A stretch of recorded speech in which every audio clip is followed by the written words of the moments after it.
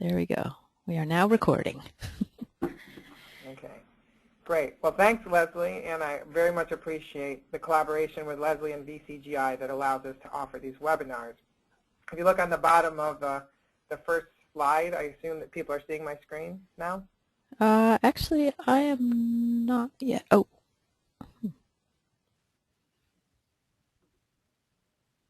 Nope, I guess not. Where did it go?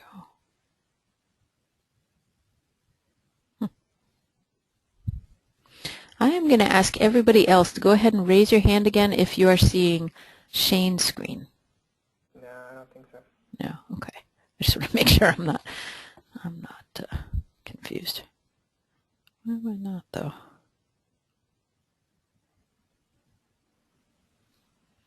See if I can ask for it. Oh yeah, let me just try it again.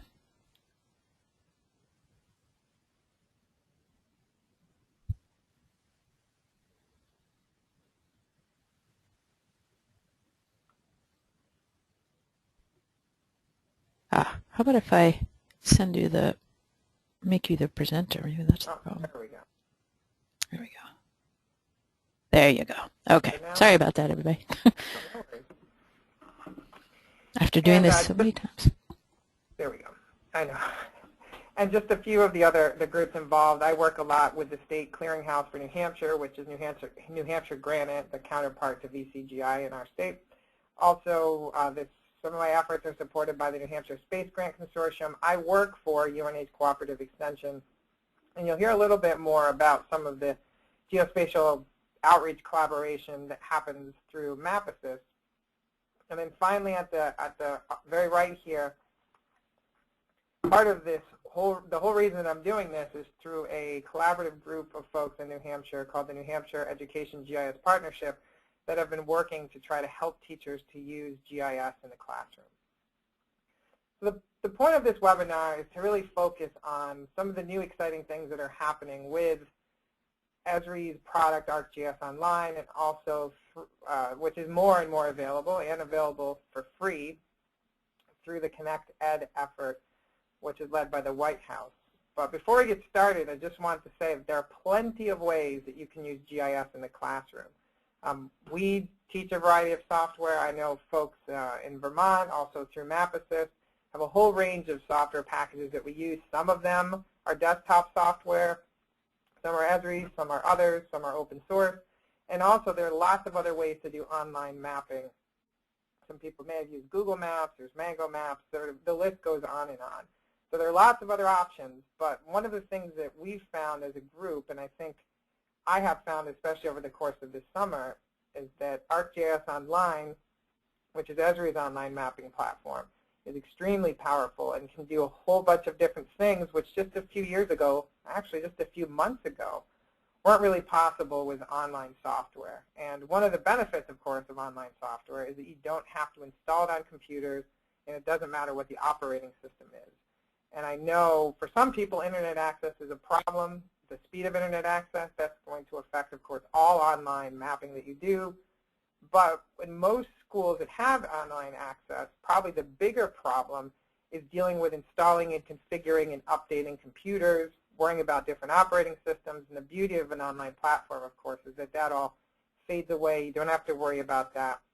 You can manage everything online, and any computer that any student logs into or logs into their account on, they can have access to all of their maps and data. So if you have more questions about different approaches, different platforms, we have information on our site. I'd be happy to answer any questions. I provide my contact information at the end.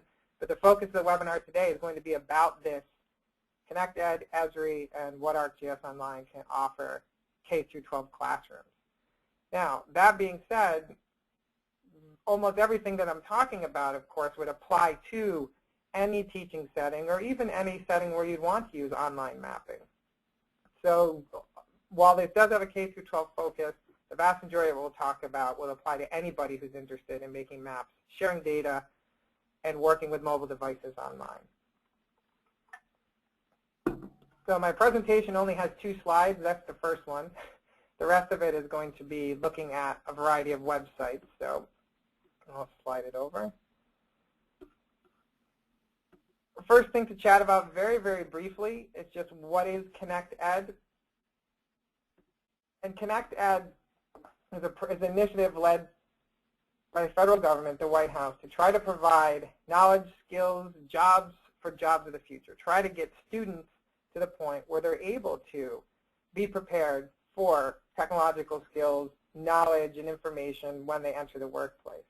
So if you scroll down on the ConnectEd page, there's lots of information. You can look for schools, info for teachers, for students. And there are many, many companies who have gotten involved with this ConnectEd initiative to provide support, provide money, and to really help our K-12 schools be able to make the transition and have access to the technology that they didn't used to in the past. Now, earlier this spring / early summer, Esri announced that they had bought into this ConnectEd initiative in a large way by making their platform, ArcGIS Online, completely free to all K-12 schools. So there are a variety of ways that ArcGIS Online works, and I'll briefly cover a couple of them. Some of them are free to everybody, but what it wasn't free to everybody, and still isn't free to everybody, is something called an organizational account. And really, to do a lot of powerful analysis, share data, control how data are shared, and also be able to have mobile devices, iPads, Android devices out in the field collecting data, all of that requires an organizational account. So there's lots of things you could do and still can do for free, but in order to do some of the more powerful analytical and also data collection processes, you have to have an organizational account. So the idea that this was made available to all K-12 schools throughout the country is pretty remarkable, and it opens up a lot of possibilities for what can be done. Not just making maps, but also sharing data and exploring data in ways that weren't possible before. Now, some states already had access to this. New Hampshire was one of them through a state license, which covered both ArcGIS Online and desktop. Now, the states that have those licenses have been transitioned so that everything is coming through this ConnectEd. Now, in New Hampshire, one of the things that we have in our state license is that it also covers informal education. So Boy Scouts, Girl Scouts, 4-H, things along those lines can access accounts as well. Now, the ConnectEd initiative doesn't apply, as far as I understand, to these folks. It's primarily K-12. But we'll find that at the end, we'll show you a way that you can find out what's going on in your state. And so you can follow up a little bit more about that if you don't happen to fall into the K-12 category.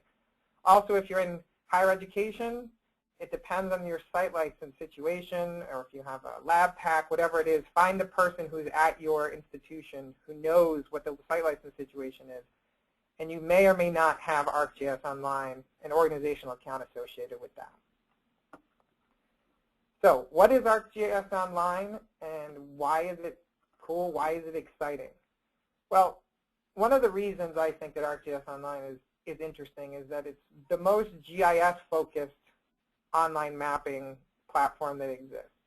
Obviously, if it's coming from a company like Esri, whose main focus is and has been for decades GIS, real GIS analysis, dealing with data, being able to display and share maps, you know that their online product is going to be something that's really geared in that direction.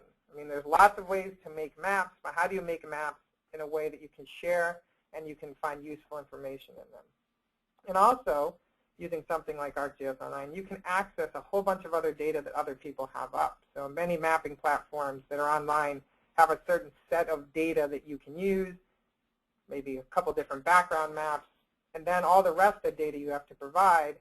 There's a lot of people throughout the entire Esri universe that are using ArcGIS Online to share data, so you can use their data as well, as long as they make it public. And if you produce data that you'd like to make public, you can do that as well. Now, if you happen to have ArcGIS Desktop, as long as you have version in the 10s, if you're still in version 9, it's different, but in any version in 10, especially the newer versions like 10.2, they work very well in concert with ArcGIS Online. So you can have data from your online account, put it desktop. You can have data from desktop, push it up to the online account. You don't have to have desktop to use the online platform, but if you do, it makes it quite a bit more powerful. one good thing and bad thing about online platforms, they change all the time. So the great thing about it is that you get new abilities, new skills, new options constantly. The struggle, of course, is keeping up with that. And one of the great things that I'll show you later is that Esri has a very dedicated, professional, and wonderful team of K-12 folks that try to produce videos and help and articles to keep people up to date. So although changes are happening, there are resources that will let you track it and let you get information when changes happen, both if there's issues you need to be aware of or if there are exciting things that are happening. So 3 different ways you can use ArcGIS Online. One is just without even signing in, you can go and start making a map. 2, you can have a public account, which gives you some ability. And 3, you can have that more professional organizational account, which is what ConnectEd made free to all schools. So just to give you an idea of what that, without even signing in, what you can do, if you go to the home page of ArcGIS Online, arcgis.com/home, and click on Map, it brings you to the basic map interface for ArcGIS Online. Oops, that's not supposed to be there yet. Let me remove that. So a few things you can notice right off the bat. This looks like most other online mapping platforms you've probably used. You can zoom around. You can go back and forth. If you allow your device to know where you are, you can find your location. And you can also zoom in to any place by clicking, run the mouse, holding down the Shift key, and drawing a box to zoom in. There's a variety of base maps that you have as a background, which is something that's very nice. Some of the other online platforms don't have this. They have National Geographic, OpenStreetMaps, oceans, imagery. One of the things I've really liked that they've done recently is to put on something called light gray canvas. This might look like the most boring map you've ever seen in your life, but in a way, sometimes when you have a lot of information in the background, the information you're trying to display gets lost when you have all the imagery or roads in the background. So this is a nice option that I suggest people try out after they get done playing with the imagery and the labels and all the things like this. So if you wanted to make a map using this platform, it's really, really easy, assuming that you have some data you can map in the format that it expects. So a couple of different things. You can add data from your own computer if you have different types of files, including GPX files, shape files, which are types of files that are normally produced from either GPS units or from people who have GIS.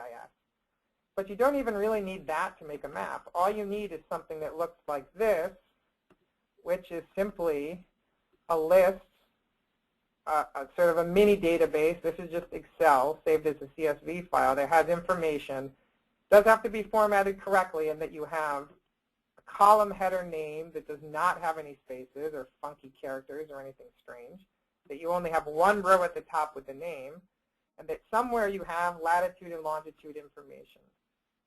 Now notice longitude, negative, needs to be negative because there's no west. And this is a mistake. Even the people I got this data from, I had to then go ahead and change it to negative. But once you see how to set this up, it's not very difficult. It just takes a little thought. Maybe it's different than most spreadsheets you normally use, but it really isn't very difficult at all. So if you have this information set up in this way, as long as you have latitude and longitude, and this is set up with one header row, all you have to do to create a map with it is just drag it onto the map. And so what this has done is it's taken that latitude and longitude information, and the column said latitude and longitude, so it knew exactly what to do, and it plopped it right on the map. So I'm going to turn on, again, this light gray canvas in the background. So it's added your data to the map right away. Now, it's one thing to add points to the map, which is nice, but it's another thing to have those points associated with data, which is something, of course, that makes GIS different than most other mapping platforms. Is it has this link to this database underneath, and you can use that data in the database to act on the map in certain ways. So the first thing we could do, if you want to, is just show the table. Now here, down below, is that exact same table that we had inside of our Excel file. It is now shown on the map. And if you click on individual points on this data, if you notice on the screen these little blue sort of targets that are forming, you can see that the data are linked to those locations on the map. Now, this is something that is very common, in fact, critical for GIS, but is also something that almost no other mapping platforms do online. So you can take that information and act on it and change these symbols. Instead of just having a red dot that you can click on and get information, you can also use the data inside to display it. So let's say that we wanted to see rainfall amounts, but instead of having to click and display, we wanted to say, you know what, I'm interested in total precipitation, and I want you to break that up into 4 different categories by rainfall. So this is inches of rainfall over a 2-week period in New Hampshire. And show me what that looks like. So if you click Apply, then that symbolization automatically applied to the map. Now, what if you didn't want total precipitation in inches, and instead you wanted, who knows, number of precipitation records at that station? All you have to do is change that drop-down menu and click Apply. So once you have the information in here, and we could do data snowfall, of course, it would be 0, since this was in August. But once you have the information in this database, in this system, you can change what it looks like. And in fact, if you think that this is really important, these big rainfall events, you can click on this and change this symbol to be huge. You can change it to have a different color. And you can influence how you can see and explore the data on the map. All of this without logging in, nothing. You can just drag data onto the map and start making maps. Now, this alone is already pretty exciting, and it allows you to start to think about where are the data spatially, but also what are the characteristics of the data that are important.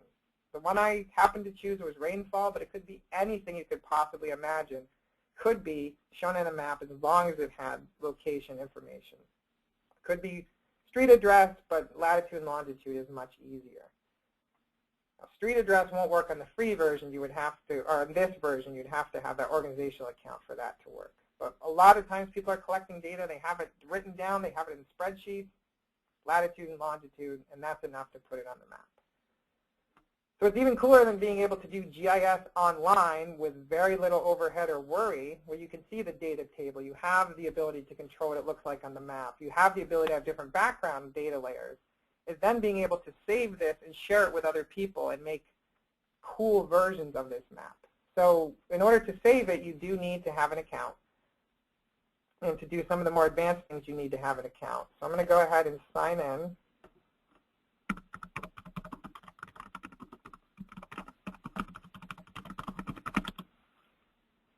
To a different account.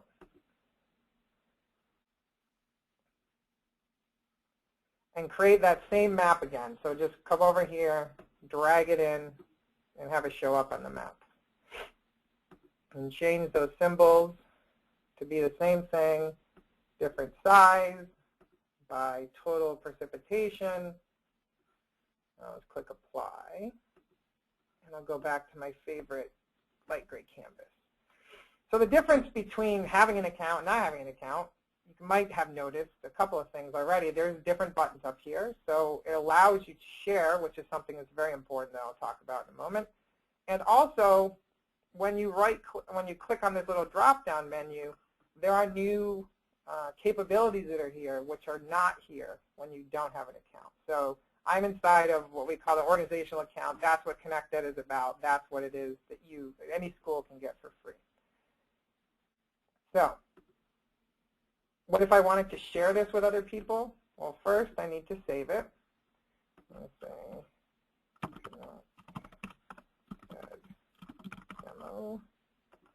demo.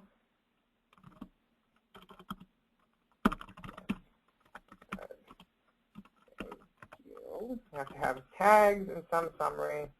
And for today, I'm just going to use the same information. I will say that as you start doing this, especially if you're using it in a school setting, you really need to think through what tags you're going to use. You're going to have it for different grades, different classes.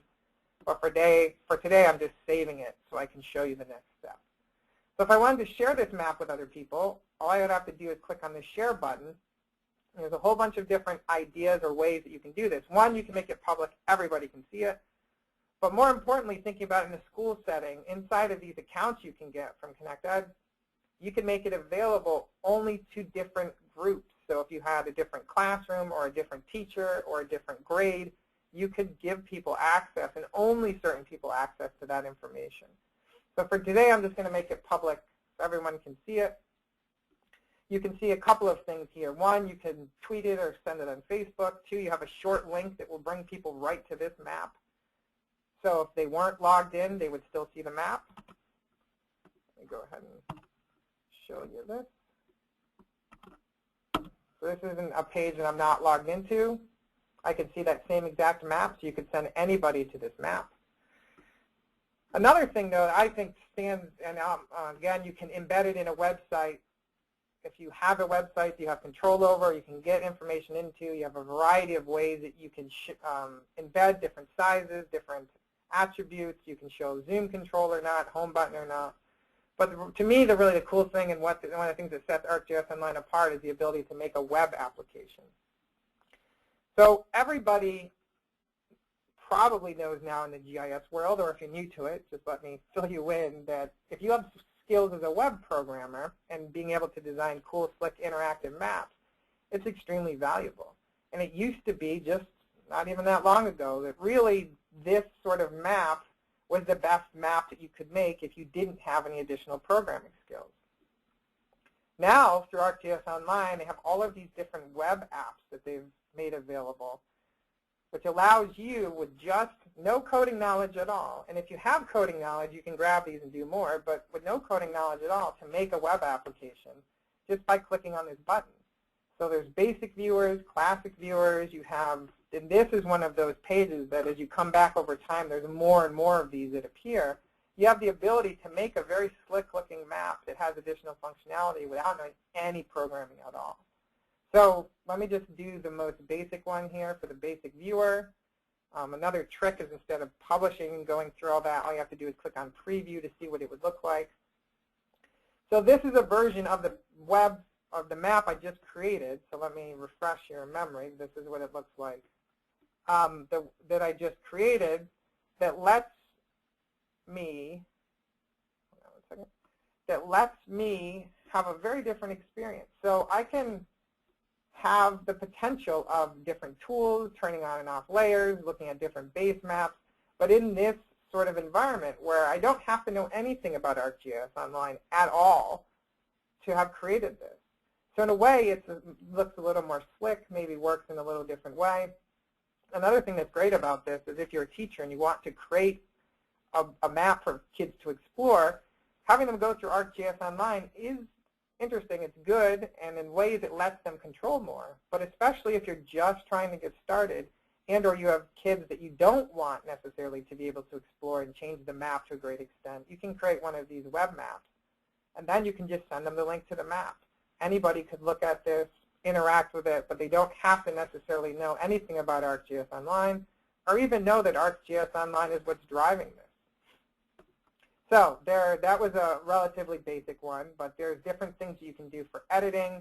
If you worry about elevation, you can also have things where you can search. One of the cool things that people like to do, and I'll show you some better examples of this, but is to have a map journal or a map tour where it allows you to take pictures or have information that for every picture you took, you can pop up and see a little interactive dialog box. And another one that you can do, which a lot of people really like, is storytelling, comparing two different maps, being able to have data associated with that. And one of people's favorites here, a swipe, which will let you compare two different maps. And all you have to do is create two different ArcGIS Online maps and do a tiny bit of information and figure out what this code is. And that's all you need to copy and paste, and you can create a map that will compare between two different maps. So there's lots of ways that you can use this. Also notice you can download. So if you are somebody who has some programming skills, you can work with the template yourself and edit it and change it. But for everybody else, all you have to do is choose the one you want, click on Publish, and it creates something that you can then share with people that has a much more interactive look and feel. And we'll have, without having to know anything at all about ArcGIS Online, having accounts at all. So this to me is awesome because it allows you to make very cool-looking, interactive, useful maps that you can share with people. The other thing I'll mention, of course, is that all of this stuff is built to work across different platforms, on different computers, and also to work on mobile devices. So there are ways to take these maps and information you've created and get them on your iPad or get them on your Android phone and use them. So as a quick example, a project that I'm involved with, and these are just draft versions of maps that we're working on right now. I'm working with a project where there's lots of information that's been collected about whale sightings and also marine debris. And I've started exploring how can you use ArcGIS Online to let people look at the data and explore the data. And again, these aren't final. These are just along the way. But what you see here is a little gallery that I've created. And creating this page also is very easy. You just tell it inside of ArcGIS Online, I'd like a gallery, please, and here's the maps I'd like. And it creates this page for you. So one type of web app is just a simple web app where you can turn information on and off. So here is all of the marine debris that was cited in this one area through this wonderful group called the Blue Ocean Society. And you can see different sorts of trash. I've created these sort of custom icons. Now, the creation of those icons is something that I had to do in desktop. But also, as I zoom in to areas, you can see that actually more of this data becomes visible. And I can turn layers on and off. So if I wanted to only look at the bottles, for example, I'm able to do that. If I'd like to change the base map to be something different, of course, in the ocean, it might not make sense to do that, but I have the ability to do that, zoom in, zoom out right here, and you can see that this legend updates. So it's not overly fancy, but it gives people the ability to just look at the data and get an idea of where are the bottles, where are the cans or plastic bags. Now another version of the map is looking at the same thing, same sort of approach, but looking at whale sightings. And so there's been whale sightings over the course of years, and each whale I've shown is a different color, and then each year has a different symbol. And so you can turn the layers and on and off for these 8 different whales that they're following. So those are relatively simple web apps. Again, there were maps in ArcGIS Online that I then created web apps for. Another one was one of most people's favorite types of maps, which is I use for the image to advertise a webinar, which is something called a swipe map. Now, I know these maps in some ways are messy. There's lots of data, and that's part of what we're trying to figure out the best approach to show this. But I've shown on one, I've created one map that has just the whale sightings, and the other map that has the debris. And by grabbing the slide tool in the middle, you can just swipe back and forth and sort of compare the web or the debris locations to the whale sightings. Now, did I need any fancy programming to do this? Nope. I just needed to make 2 ArcGIS Online maps and then use that swipe web app to be able to say on the left I want this one, on the right I want this one. So pretty cool, pretty easy, relatively straightforward. And then the last one is something I was trying out recently, which is being able to compare different years of data. So here we have, and again, this is sort of a mess. It's a work in progress. But here we have a place where we're looking at all of the debris and whale sightings from 2011. But if we also then want to compare, well, what does 2010 look like? We can click, and it fades to 2010. What does 2009 look like? I click, and it fades to 2009. So all I had to do was create 3 different ArcGIS Online maps, use this web app, and then just copy and paste this little tiny end of those maps, and then do some formatting. So there was no coding involved at all, and I think you can have up to 10 of these tabs. It depends on exactly how you have things set up, but certainly you can have at least 5. And as you move this map around to different places, of course, it grabs the data, and then you can click in different years and look at different situations. As you can see, wow, this spatula was all over the place this year in this one location. Were they there the next year? No, once, but apparently they felt like going somewhere else, and in this place they were still around. So you can start to look at least for some spatial patterns and compare them year to year. So those are just 4 very quick examples of types of web apps that you can build, but the building really is just as simple as going in and saying, this template looks interesting, clicking on Publish, and sending a few things that require no coding at all. So how do some of these look that are fancier, that perhaps people have spent more time on than I've spent? Let me see. I have a few of them over here. I have them over here. If I don't have them, then I'll just grab them. Okay. I actually have not this link specifically, but I have a lot of these links that I'm talking about right in the presentation, which I've posted already in one place, and I'm going to give to Leslie as well. If you search for story maps, for example, I think it's just storymaps.arcgis.com. One of the types I said that a lot of people like are story maps, and this is one of the coolest things that's evolved over the recent past. These are also very, very simple to make basic ones. Of course, as you make them more detailed, it takes a bit more time, but I thought this one was a very relevant one when I was looking earlier today, Ebola outbreaks in the past 40 years. And so this is using a map, but it's also using information in pictures to show the story, to lead people through a progression. So it's one thing to have a map, but then the question always is, how do you interact with that map? What is it that you do? And so here, somebody set this up. It was Esri UK set up information about different outbreaks. So this is a live map. You can zoom in and out, move around. But then you can also go to different places, and by clicking these arrows, you're advancing to different places where the outbreak occurred. So here is one, and they give basic information. You can have a picture. You can have links. And when you click the next one, it brings you to the next location, and the next one to the next location. So this allows you to explore the map. It allows you to provide information as pictures, text, links. It allows you to tell a story with that map. At the same time, keeping that map and the information interactive.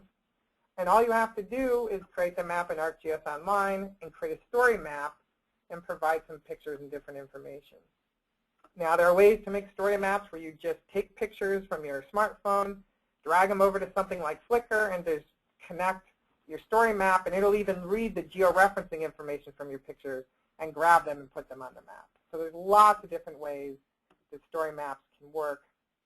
One that I thought was interesting shows sort of a more advanced, granted you're not going to do this right out of the box, but a more advanced application of it, looking at different zoo babies, and they even had some of these where you can click here in the wild. You have a giant panda in the zoo, Smithsonian National Zoo at this place, but then you click in the wild, and it moves you to where that animal lives in the environment. And also up here, you can look at different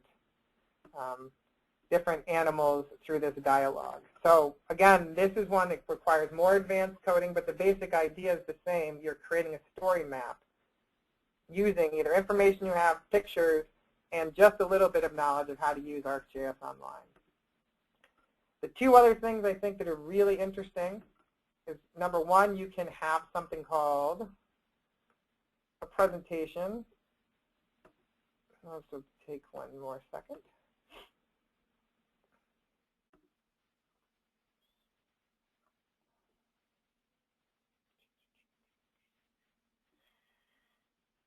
If you, so there's more details that I want to get into right now. But if I'm going to look inside of my folder to find that map that I just created, this ConnectEd demo, since I saved it, there's lots of options you have. But one of them is to open in Map Viewer, which would bring us back to where we were, or create a presentation. And this is something that they had before that left and now is back.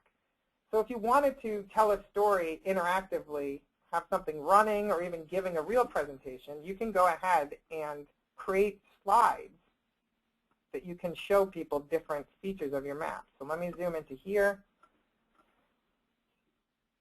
I'm going to load the data and say, I'm going to add a slide. I'm going to call this Winnie for Winnipesaukee. I'm going to set it to current. And once I zoom in, I want the background map to be imagery with labels. OK. So that is the slide. Second slide, I'm going to add I'm going to actually get back out of here. Instead of Winnipesaukee, I'm going to go down to the seacoast. And while I'm at the seacoast, instead of the imagery with labels, I'd like to have the oceans layer. I'm going to call this by the sea and set the current. Now this is only 2 slides, so I'll create one more just briefly, and we'll call this down here. And let's put National Geographic, and we'll call this Maz border. Set the current. So if I click on slide list, when I've done this correctly, you should see that there are 3 different slides I've created. And I can save this, and then I can play. So in this presentation, I've zoomed to this first slide. Now the difference between this, of course, and any other presentation is this is a live connection to the map. And in fact, if I wanted to move around, I can move around on the map. I can zoom in and out, can do whatever I could normally do with the map. But then when I click this next arrow, it brings it to the next slide. So it moved to that area, this extent I set, changes the background. And when I click on next slide, it brings it to the next place, changes the background and the extent. And again, this is a live map that you can move around. So what you can also do, which is slick, is you can have this run and have it change from slide to slide. So every 10 seconds or every 5 seconds. And you can even put it on a loop. So you can create an interactive map. Let's say you had a computer set up with online access, showing on an LCD screen. You could create a tour that was happening real time that people could look at. And even if they had a mouse, they could explore and look around the map you've created. So yet another very cool way to make maps living, take what you've done in ArcGIS Online and make it have more legs. The very last 2 things I'm going to mention, which I'm not going to have really time to show, but I'd like to talk about briefly, is that 2 really exciting things you can do. One, so I'm not going to have a chance to show, but you can take data, set things up correctly in a map online, and then you can have that map show up on an online device and collect data. So you want to do a tree inventory, create what's called an editable feature service, something ahead of time that you can then put on mobile devices, and you can go out in the field and collect data. And if you have data connection, the data will sync real time to your map, which is very slick. Or if you don't have it, they now have the ability, while you're on Wi-Fi, to download the map, go out and collect data even without data connection, and come back in and sync your map up to the cloud.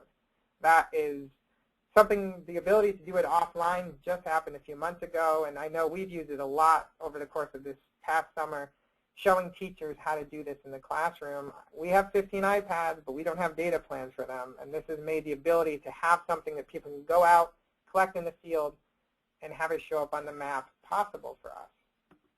And the other last thing, which we could go into, and this could be a lot of information, is just on, you now can do geostatistics, or you can now do analysis. So if you wanted to look at aggregating points or find out how many points are within a polygon, if you want to look for locations, if you wanted to do with some called data enrichment, which takes a lot more explaining than we have time for, or do something simple like find hotspots.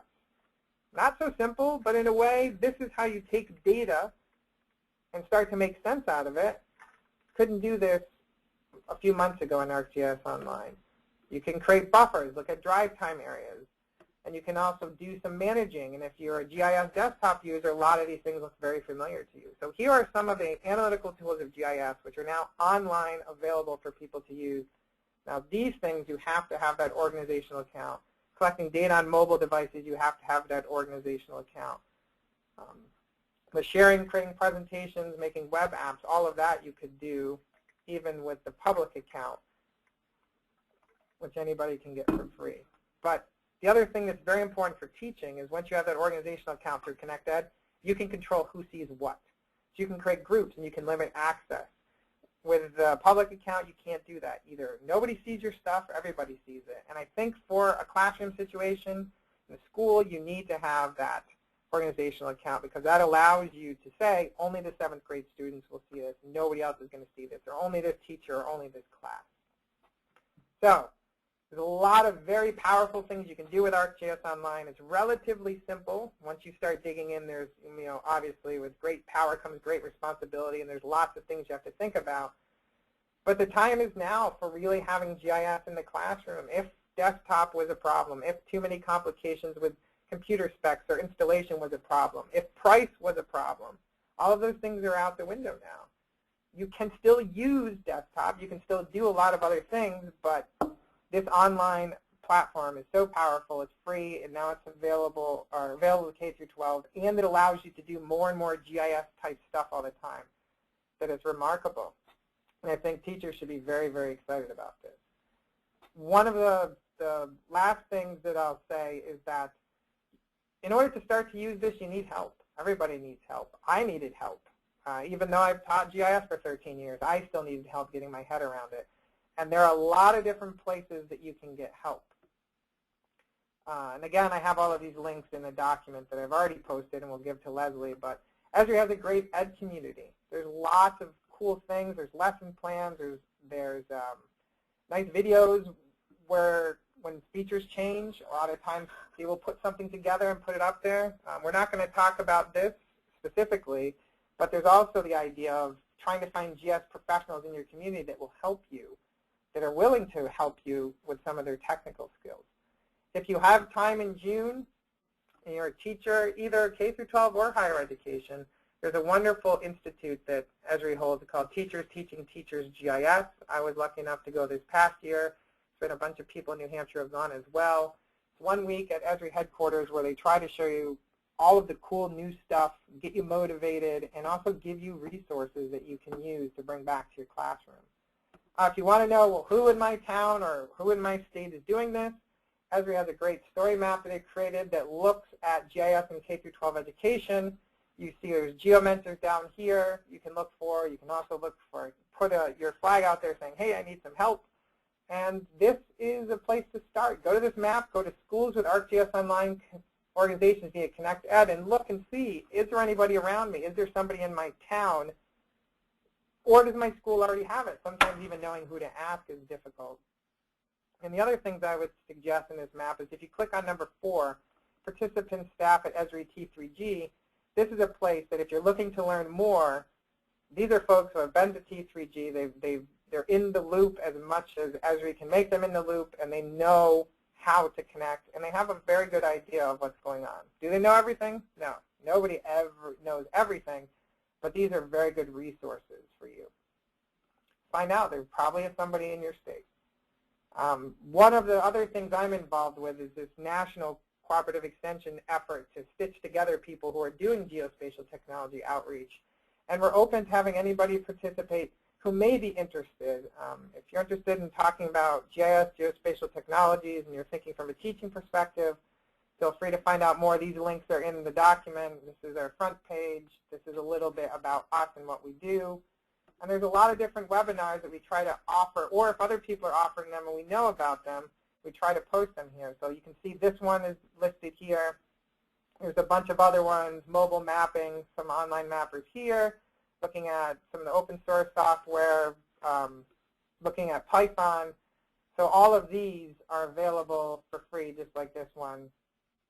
And Leslie also lists them on her website, and they're offered through VCGI. We list them here as well.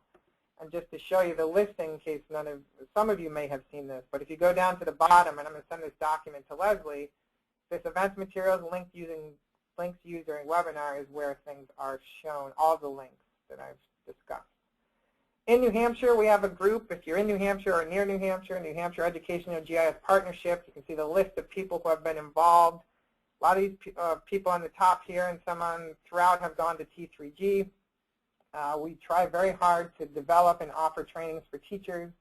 Come back in a week or so, our website will look a lot different. We're in the middle of transitioning it. But one of the things we did this past summer was develop and offer these summer spatial institutes, which was building on from past years and trying to get our heads around how do you help teachers to understand this and to get this in their hands and get them excited and have them use it. So we're certainly willing to talk with people about what we've done. And this was the biggest summer that we've had. We had 7 different workshops that were offered throughout the summer. We had a lot of teachers participate, and there was lots of excitement. And also, if you're looking for local resources, look at your geographic alliance. I know New Hampshire Geographic Alliance is heavily involved in our New Hampshire Educational GIS Partnership. It could be a good starting point. There should be a geographic alliance in every state. They may not all be integrated with ArcGIS Online. They may not all know specifically about ConnectEd and or T3G, but a lot of them probably do. And it's a good place to go for support and ideas. So that was a lot of information. Again, you have the links in the document. Also, I will give that to Leslie for her to post on VCGI. Our plan from my standpoint and extension, also Map Assist, again as this extension group throughout the country, is to have more webinars. We have a lot of people using it to teach both public and teachers, and all of the individual topics we covered could be an entire webinar in and of itself. And again, Esri does webinars, partners of Esri do webinars. There's lots of information. You can't get it all at once, but hopefully at least you walked away with an idea of what you can do, maybe got excited about it, had a few resources, and at least you now know, yes, you can do online GIS in the classroom, make cool maps, do data analysis, even collect mobile data in the field. Does it take some time to learn? Sure. But there are resources that are out there for you to be able to learn about this as well. So Shane, can you hear me? Yeah. Yeah. Since I made you an organizer, can you see the questions that came through? I might, but I also have been hiding this thing when it's been popping up. So, yep. If you open up your little question panel. Otherwise, I will read them to you. All right, so I'm just going to look through these quickly. Yeah, start with how do you import a KML file? That's a good question. I've never done that, but I think you can just drag it on. I don't even have one right now to try. Well, I was going to say, if you go back to your to the ArcGIS Online and just show how to add data just by saying so add data. You are correct. Where are we here? Go back to my map, and I click on Add Layer from File. No, I guess you can't then. Somebody will pipe up with it. These are when you add it from File. Oh, I thought you could. Me too. The other thing I should have started out by saying is I'm not the world expert on ArcGIS Online, for sure. And if somebody there is knows better, please pipe up. Where did the original data set come from for the rainfall? That is something I'm involved with through some projects at New Hampshire. New Hampshire EPSCoR has some projects that involve data called CocoRAS. If I spelled it right, CocoRAS.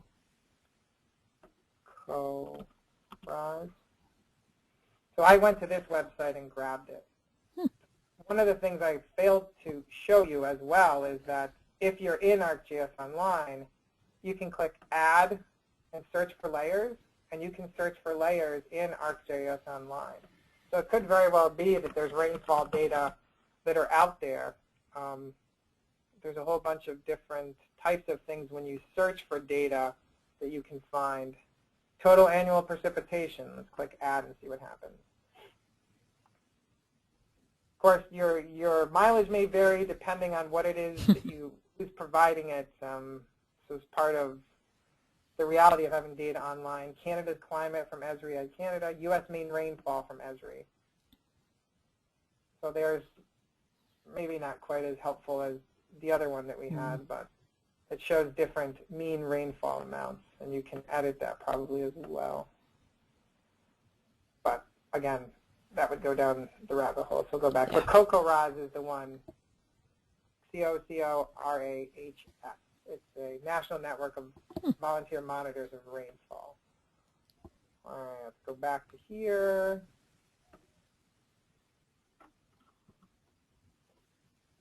Can we share a place on Facebook without an organizational account?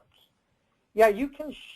I don't know what the share or place on Facebook means, but you can, without an organizational account, if you have an account, which is a public account, that you can get, anybody can get for free, you can share maps. Yeah. But there's no ability to keep some stuff public and some stuff private with the public account. It's either all private or all public. When you have the organizational account, you have a much finer level of control. You can have some stuff private, some stuff public. But the embedding in maps, the web apps, all of that can be done even with the public account. Yes, so all of those maps were available for public viewing. They asked, is the web apps available? Yes. I haven't really told anybody where they are yet because the whale examples I used were just drafts. It just happens to be the best thing that I had at the time. But there's lots of options, especially if you follow any of the Esri K-12 ed stuff. They have options all the time, or people are sharing maps that they've made. Attach a legend with each map. It depends on the type of web app that you're using. Some of them have legends, some of them don't. The built-in templates give you a variety of options that you can use. So it depends on exactly what you're using. Everyone that I've done, all the stuff I did was under the public account. Yeah, you could do everything that I did. The only thing that you can't do under the public account is be able to control who really sees the different parts of your data. So you can have a folder that's public and another folder that's not. You also do any of the analysis, which I didn't get to. That has to have an organizational account. And if you're going to do any editing in the field with iPads and syncing the data back, or even the live sync, any mobile data collection, you have to have the organizational account. Cost of the organizational account varies depending on who you are. But if you're in K-12, anywhere in the country, homeschool or traditional, it's free now through ConnectEd. And also in different states like New Hampshire that has a state license, already had a state license, we covered the informal educators as well. The price of the cost for different institutions, it could be K-12 site license. I don't know the cost, and I don't work for Esri, and you'd have to get in touch with them directly about that. Yeah, most of the stuff in online is assuming that you have WGS 84. Yes, as the coordinate system. So you can deal with things in online, in desktop. I mean, if you know what coordinate systems are, you're probably dealing with things in desktop. There are ways to deal with it, but it works best if you share it in a way that's the same as the background map. And Esri makes available what those background map settings are. So it always works better if you can do that. Can I throw in there? Can I just throw in quickly though that if you have shape files that are a different coordinate system projection, as long as they have a PRJ file, it doesn't matter. I mean, yeah, you can. Yeah. It slows it down. Okay. Because it has to reproject it, I think. George asks, is bandwidth an issue for sending data files? It can be. The thing is, you're probably not going to send giant data files to ArcGIS Online, although some people might. But certainly, bandwidth is generally an issue when you're just using it. If you have a classroom of 25 kids using this, yes, you do need to make sure you have decent bandwidth. Okay, what are the advantages of ArcGIS relative to Google products? We are a Google school. That, I think, is a completely different webinar. In fact, I know somebody, one of my colleagues went to the Google Boot Camp or whatever it is this summer, and I've been already trying to talk to them to have a webinar on that. So I'll say I don't even know the latest on it. And the goal of mine and Leslie's and MapAssist in general is to provide information on all possible options. So that's a good question. I think there'll be a whole separate webinar on, hopefully, on what Google mapping looks like right now. And yes, Frank mentioned you can convert KML to CSV files. So if you do have KML and you need to get it up using a program called DNR-GPS, which if you Google that, you will find it. It's free. It's built to work with GPS units, but you don't need a GPS unit. So you can open the KML file with DNR-GPS, and you can save it out as a CSV, and then you can move that right into ArcGIS Online. Somebody shared a KML reference. That's good. All right. So there's information about KMLs. Awesome. Choose add layer from web, not file. Interesting. So the file, does the KML have to be somewhere online? Yeah, I think that's what that would mean. I think that's what it is. I knew there was one way. Yeah. Add layer from web. And then choose KML file. Interesting. So if you have a KML file that lives somewhere online, so you have an actual address for it, you can grab it. So So Frank's approach of converting from KML to CSV, if you have it on your computer, is probably the best. But if you have it online, or you can take a KML file and put it online, you can then connect to it. Yeah. So thank you for mentioning that. I knew you could, but I was trying to remember how. So those are the two options to deal with getting KMLs up. Do you need to set up accounts for each student? Depends on how you decide to go forward with this. I mean, one of the classes we offered this summer, it was called Effective Use of ArcGIS Online in the Classroom. And it was all about how do you set things up? How do you think through this? There are also Esri documents, and sometimes they have webinars or different suggestions for it. Likely you would need to set one up for every student, or at least you would have to have student 1 through student 10 or 20. You also have to think about, is that student only going to access their data that class, or are they going to keep accessing it over time? Is that account going to move with them through different grades? There's a lot of different questions. And the other thing to think about is that part of what that T3G Institute is about is dealing with all these questions. So that is a whole entire week of thinking about GIS from a teacher perspective. And last year, which I went to, or this past year, just a few months ago, I went, a lot of it was about ArcGIS Online, and there was an entire hour-and-a-half session where the head of K through 12 in Esri, Charlie Fitzpatrick, sat there and answered all of these sorts of questions. So they also produce them in documents and make them available, but a good way to get your head around it is to look at some of these resources over time and try to ask those questions, because it does then take a little while to reflect and deal with how do you want to do it. You do have a limited number of accounts in each organizational account, or of people that you can add, individual accounts for each organization, but you also can add more. So it really depends on your approach. And also, do you have one organizational account for each school? Do you have it for a school district?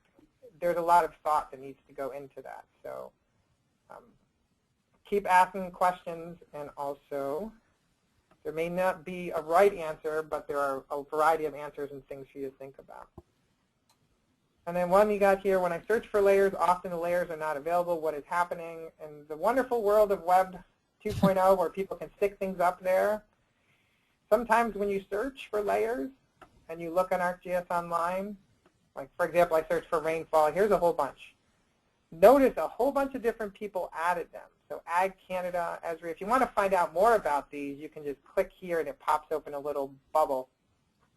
It shows you some basic things, and then if you click item details, it pops open a bigger piece of information. Sometimes these go down. It could be that your bandwidth isn't enough and you're just waiting. It could also very well be that the original source of the data, like whatever server it was on, is no longer working and that wasn't updated. So I will say, just like in the rest of the GIS world or any sort of world where you're dealing with data, whatever data you have, think about where it's coming from. And sometimes those data, even though they're listed, they're not available. I will say, generally speaking, if you pay attention to who you're adding it from, you can usually find data that works. But one of the good things about people posting data is anybody can post data. One of the bad things about having anybody post data is anybody can post data. And I think people like VCGI, New Hampshire Granite, are starting to try to grapple with, like, how do we deal with this? Because it used to be there was one source of data. Now there's more sources of data, and some of those sources are just not good sources of data. So it's part of using GIS, and also working with the students is part of the idea behind science or exploration of information or doing research. And also when you make a map and you make a conclusion, where did those data come from? How accurate are they? Should you trust them? I think that's all part of the process that GIS brings to the classroom and to life in general, but specifically to the classroom. Okay, I think I grabbed every question. Is there anything else? Anybody else who's still on there have any questions? Or Leslie, do you have anything you want to say or think about? No, I think that's it. I know this is a lot of information, and I know I did not go into a lot of detail down all these paths, but I think there's lots of potential for us to offer webinars in the future. And also, beautiful thing about this, it's recorded, so you can go back and watch again. Keep an eye out for different things, both from us, from VCGI, through Esri, and that I'll send you that document right now, Leslie, but I put up a link, or you can even go grab it at the e-extension place where that's listed. Oh, we used to be the first one. They just took us down. If you go to this page, which was on the extension, the listing, down at the bottom, it's links used during webinar. It actually has the first page, and then it has the second page, which has my contact information and a lot of the links that we talked about. Great. The other thing is Leslie said that the link will be posted on YouTube. Also, once that's posted, I'll update it here so that if people happen to know where this page is and they find it through this, then they can watch in the future through that link, which basically just sends you over to VCGI's YouTube listing for that. And Shane, can you just go to our website for a second, the VCGI website, vcgi.vermont, all written out, .gov. And then over on the left, click on, where is it, Events, and then Event Archive, also over on the left. Yeah. I just want to, and then click on Webinars. I just want to point out that that little PowerPoint, two-page PowerPoint that Shane just showed is going to get posted here. It'll be the first thing listed under Webinars. It'll replace Remote Sensing of Lakes, will be this webinar, and it'll have a link to that PowerPoint as well as the link to the YouTube page. Well, and you can see some of the other categories that we were talking about. I mean, the map assist, we do some, but also VCGI has quite a few, and even hear some talking about raster data in ArcGIS. So, and maybe I was just going to also mention that we, with the Vermont Geographic Alliance, will probably also do a kind of a follow-up webinar to this one that will be specifically about Vermont, starting to take advantage of ConnectEd, and we might go into how exactly you kind of literally get started with this. Like how do you get connected to the Esri ArcGIS Online through ConnectEd. So I'll just mention that if people are interested in that, keep an eye on our webpage and also probably the Map Assist. Yeah, there's pages. So many that a lot of people are doing the same things, and I think we just have a platform and maybe a leaning towards doing these sorts of things. So I think, there's plenty. That would be a great webinar. Okay. All right. Thank you very much, Shane. Okay, thank you, Leslie and VCGI, for coordinating and hosting this. And thank you to all the attendees. You have my contact information at the bottom of that link, so feel free to fire away with questions. I don't have all the answers necessarily, but I think sometimes you get stuck at the first point, or you want to see what the possibilities are, and it's good to have somebody to bounce ideas off of them. Also, again, Esri K through 12 resources, great resources. They get back to you, and they're trying to figure out how this works in the classroom as well. So awesome. Be sure to check that out. Thank you very much, everybody. Bye-bye.